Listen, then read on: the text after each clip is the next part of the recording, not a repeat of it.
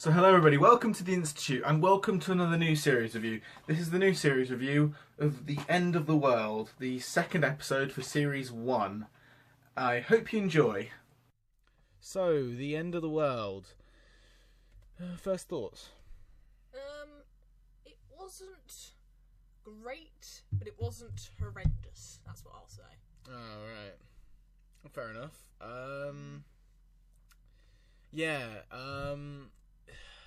I'm not the biggest fan of this episode, to be perfectly honest with you. The Doctor's good.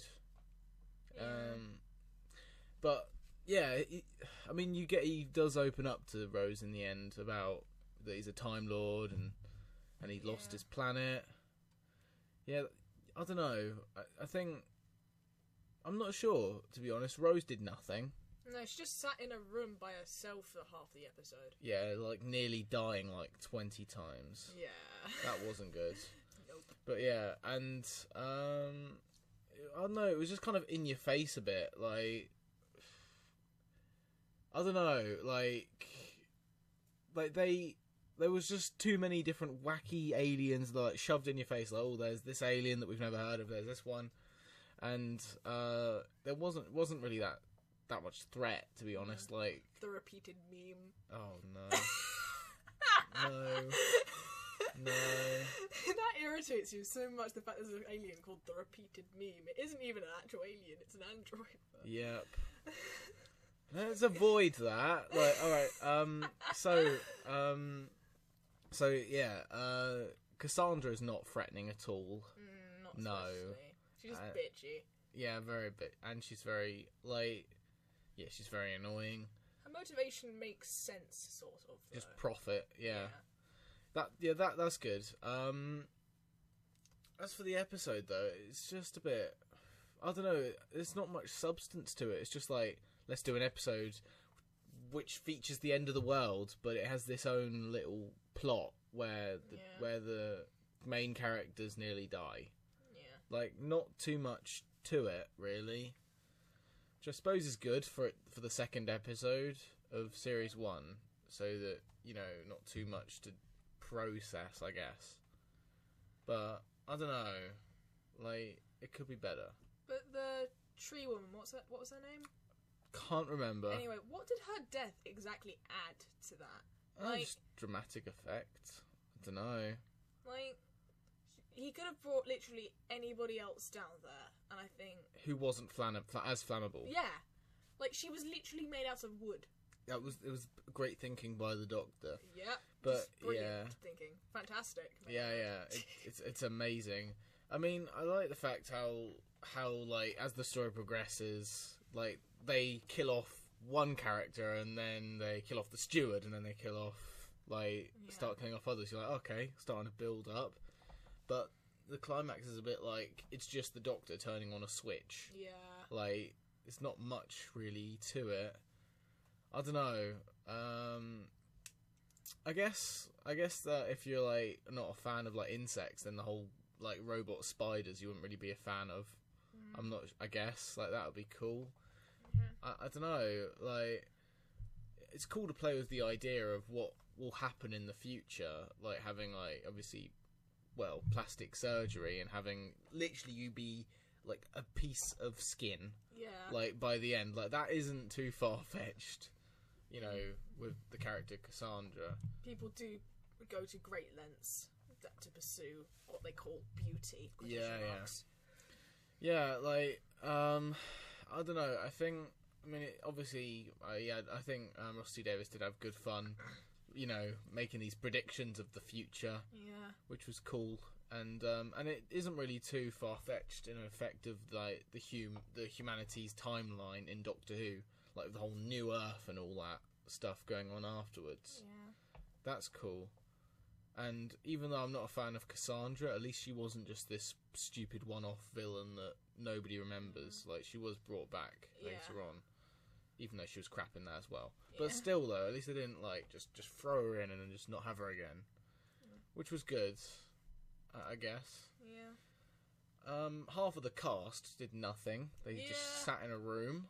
Yeah, there was that blue guy in a chair. He got burnt to a crisp. Yeah, he did. Like, that's the only purpose he had. Yeah, just Can't remember his say name. random shit about Yeah, business and then die.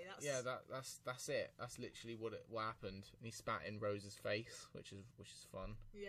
Yeah, that was very, very, very gentlemanly. Yeah. But then again, it's aliens. Yeah, they have different customs. Yeah. Yeah, I mean, I guess it was just like experiment to see like how far can we go? How many aliens can we throw into the same episode? And how far into the future can we put this episode? I guess it's just a bit like, for the second episode of series 1, let's throw in everything sci-fi into one episode. Which is, I mean, it's good on them for trying, but it didn't really work as well as I'd hoped. And Cassandra mentioned that humans had interbred with other alien species. Do we ever actually see these created amongst those cat nurses in New Earth, and then there was a lot of blue people and red people in New Earth as well, along with in series 10 we saw a couple of people with blue skin. Okay. So I suppose that that does make sense, I guess. But we haven't really seen too much of that, but you know, whatever. Yeah, I mean, and I don't know. I mean, it does bring up like little hidden theme in there of you know, racism in that sense, because Cassandra's going, oh, the humans are now crossbreeds. They're all crossbreeds. I'm the last pure human. Yeah. That is definitely bringing up the whole racism thing, which I suppose is good, having some political stuff.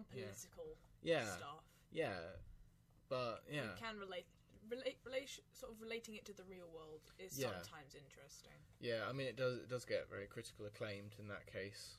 And yeah, I don't know. It was good on them for trying, and they did actually bring that up again with that blue guy in series 10 as well. Yeah, that was good. How they did try to do that. Yeah, I don't know. I mean, it was definitely it was an interesting one, but they didn't really go that far in the sense of it being like threatening, because it was just the Earth blowing up when it all comes down to it. Because Cassandra wasn't like a force to be reckoned with. I feel like the subplot the plot with Cassandra kind of drew away from the point that the Doctor was trying to make about how your planet is going to get destroyed eventually every time. I feel like that was like the plot kind of pulled away from that slightly. Yeah, like the Earth exploding and the Cassandra plot really was very, very just kind of shoved together. Like, it didn't really fit well with each other. Like, they felt like two very, very different stories, which I guess didn't really work that well. I don't know. Like, I'm not sure, but. Yeah, I don't know. I mean, I guess I don't know. Like, but how would we fix the episode if we could fix it? Well, I'd put less bog-eyed aliens in and just have it very, very a lot toned down on that front. Focusing a bit more on the explosion of Earth. Yeah, I feel like that was a little bit overlooked. Yeah, it really was. Like, it's literally in the title, and it's just literally bolted onto the end. Going, yeah, exactly. Oh, the Earth died, and nobody was looking. Yeah, it's just that a couple of lines here and there saying, "Oh, the Earth's going to die" and all that, and it isn't really focused on that much. But I suppose that isn't what the threat is, because that is just them staring at it as it explodes. But all the same, the real threat is the sun, isn't it, expanding? Yeah, yeah. But I think they should have put more notice into that side of it. But I don't know, like, and maybe given like some of the other guest characters more screen time would have done the world a good. Not the blue guy though. Not the blue guy. No, nobody cares about him. No. Yeah. But yeah, I don't know. I think giving some more characters some screen time, because the only real, because we didn't really get too much with the steward, even though he did kind of introduce everybody. We didn't really see much with him. We only really saw much about the tree lady and obviously the Doctor and Rose. Yeah, but how about like the tree lady's two like people? Were they like her bodyguards, or were they like her entourage? Maybe like her brothers, or I'm not sure. I don't know. But yeah, didn't really get much screen time with them either. Like, no. Which is a bit... It's just like, alright, fine. I understand they needed to focus on the Doctor, because this was the second episode, and like... Yeah, we need to figure out what's up. Yeah. Yeah. But like, it's no harm in having a little bit more balance in how much screen time the other characters get. Yeah. I know they're like one-off characters, but still. Yeah, they should have more focus, because as it stands, they just have like little conversations by themselves, and they're just there to fill the room. Really, they're not really. I don't think I heard many of them talk at all. For example, I didn't hear any words at all from the face of Bo, even though he's such an important character.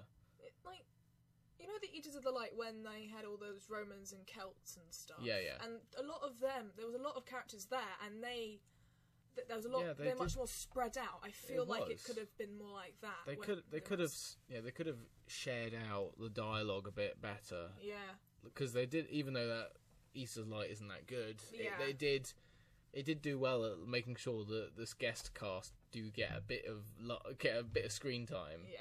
Because otherwise it's just like, let's bring in all these actors to put on these rubber costumes, and they just sit there in the background. Yeah, just do nothing. Which is it's a bit like, what's the point in having them there then?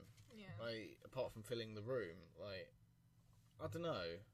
And apparently they got a really, really famous actor to play that blue guy in the chair, and yet he didn't really say much. He just died at the end. Yeah. I don't know the actor, but apparently he was a famous one that they had on, but they didn't really use him. No, didn't. Which is clever of them. But yeah, I don't know.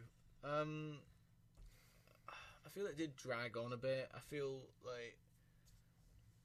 And they didn't really think through the fact that they have these buttons that descend the sun shields, and they don't know how to revert. There's no button to reverse it. The Doctor has to hack into the system to do it. Yeah. Because... There must be, like, if I was to design a spaceship, I would design some kind of safety lock to make sure the sun shields didn't come down when there was a huge sun. Exactly. Like, in the way. Exactly. Like, I don't understand, like, why they do that. I mean, they didn't really think that through, I guess. Like, you need some conflict. Yeah, you need some threat, because otherwise, and I suppose that just led to the whole Rose being stuck in the room for the whole episode. Yeah. Because that's fun. But having her running around and actually her doing something in the latter in the latter half of the episode I feel like could have improved it. It could have improved it, and she could have, like, I don't know, maybe helped out with the people in the hall rather than just sitting there waiting for something to happen. Yeah. Other than her dying, of course. Yeah. But yeah, I don't know, like, it had some good ideas, but it kind of didn't really deliver. Yeah. I guess that's what the problem was. Yeah. Yeah. What scoring do you give it out of 10? Probably like a 5. Yeah, I'm gonna go 4. Yeah. It's not really the best. I feel like they could have swapped around The Unquiet Dead with The End of the World, because then it would have had a much better second episode. Yeah. Because this one is a bit slow. The Unquiet Dead, I like The Unquiet Dead. Yeah, that's not too bad. But this one is a bit slow, and some of the ideas in it are good, but they don't really deliver. Yeah. Which is a bit of a shame. Yeah. But yeah, I guess that will conclude this review. Hope you enjoyed, and I'll see you guys next time.